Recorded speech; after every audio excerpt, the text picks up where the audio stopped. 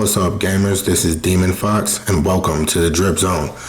This video is going to be on the NGS Character Creator. I'm going to start by walking you through the menus and showing you how the editor works, and then I'm going to show you a video of me creating my first NGS character.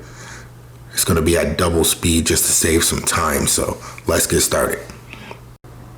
So the first thing you're going to do is select your base character. This will serve as the starting point for your creation. Keep in mind, it doesn't really matter what they have on and how they look because every part of them will be customizable. But you do want to choose between your humans or your cast, and you want to choose between your male and your females. Now, if you do choose the cast, you're going to have the type 1 being a full robot and the type 2 being the android female type robot. After you choose your starting point, you need to decide whether you're going to go with simple creation or you're going to go with detailed creation. So the biggest difference between the detailed and the simple selection is going to be the menu size and the options within.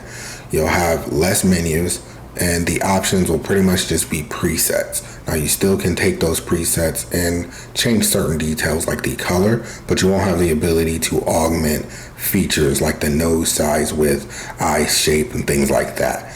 Now I am using a PlayStation 5, so you're going to see the button options for a PlayStation controller, but depending on what you're using, you will be able to press certain buttons to undo or redo an edit. So if you happen to make a mistake, it's no big deal. You can go back or forward an unlimited amount of edits.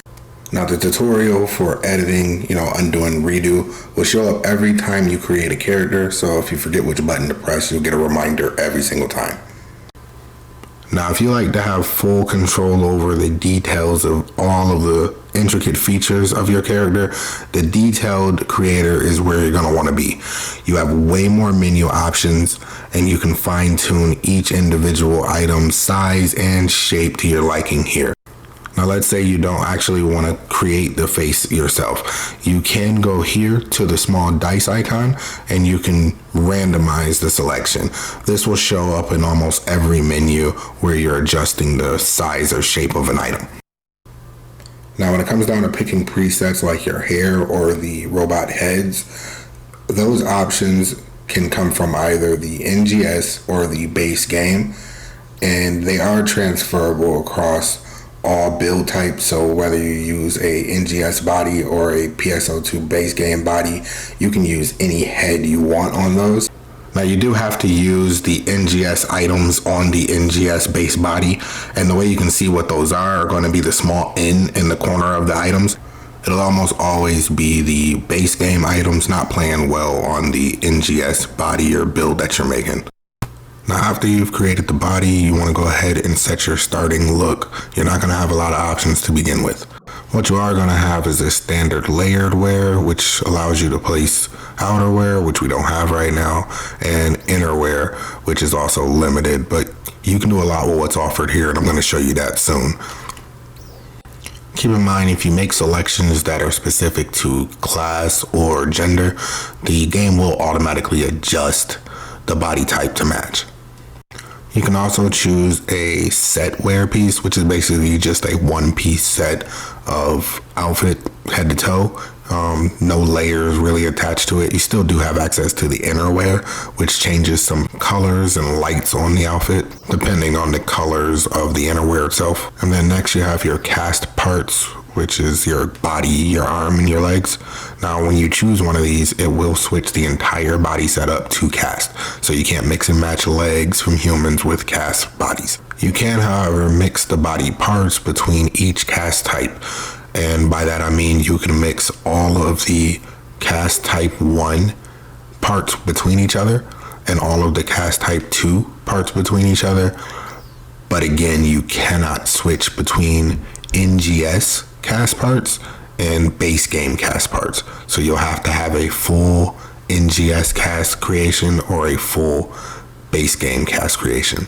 And the exception to this, again, is going to be the head. You can clearly put any head on top of your creation. As you see, the head here did not change, even though I've changed from different cast types in humans. Now, if you see a look that you really like, but the body itself isn't quite right, you can always go back and readjust the body to fit the outfit, as opposed to, just sticking with the outfit that fits the body you created. This will help with things like clipping. If the body parts are kind of clipping through the outfit, you can adjust the size of the body itself so that the outfit fits a little better. Regardless of whether you have a cast or a human body, you can always readjust these features the same. But the cast in general tends to have a little bit more clipping just because of the shape and size of certain features, the arms and the legs and such. Just keep in mind that until you finalize your creation, you can always go back and readjust any of the features until you're done. Now, choosing colors for your outfits or your cast parts is pretty self-explanatory, right? But what I did want to showcase is the actual color sync settings. The reason why this is important is going to be your accessories and your innerwear, just your fashion as a whole, actually.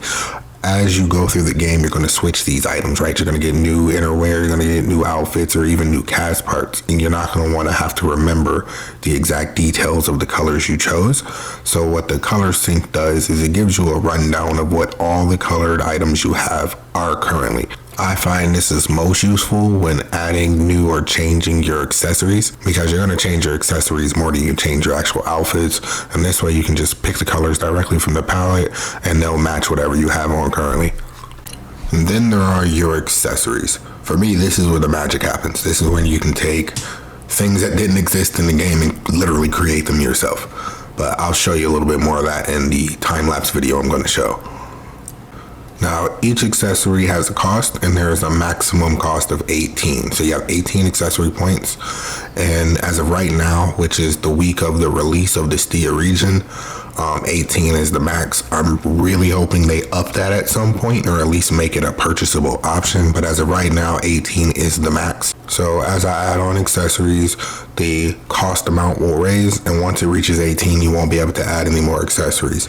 However, theoretically, I guess you could have 18 different accessories, so long as each one costs 1, but I wouldn't keep my hopes up. They usually cost around 3 to 4 for NGS items, and maybe 2 or 3 for the base game items. And when you go to the advanced setting of a accessory, this is where you're able to access that color palette I told you about. So here's where you can choose from the color palette and match those colors to the new accessories. Now, when I said you can take things and make them things that didn't exist in the game, here's an example. We're going to take a piece that's meant for your face, and we're going to attach it to the ankle, and we're going to use it to make something that's now offered. Now, I'm going to use a time lapse to show exactly how I did this, because it took a little bit of time, but here it goes.